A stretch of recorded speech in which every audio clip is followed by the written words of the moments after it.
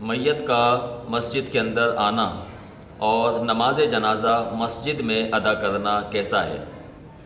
دلیل جامع ترمذی حدیث نمبر 1033، روایت صحیح ہے۔ سیدہ عائشہ رضی اللہ تعالیٰ عنہ فرماتی ہیں کہ جناب رسول اللہ صلی اللہ علیہ وسلم نے سہیل بن بیضہ کا جنازہ مسجد میں منگوایا۔